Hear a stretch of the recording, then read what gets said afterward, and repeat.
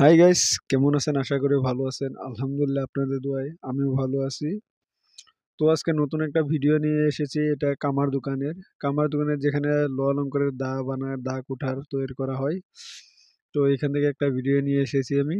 তো এখানে স্ক্রিনের যে ভিডিওটা দেখতে পাচ্ছেন আপনারা, এটা হচ্ছে দা। দা বলতে এটা দা নয়, এটা হচ্ছে কলম কটারি, যেটা দিয়ে নাকি চায় বাগানের কলম কাটা হয়।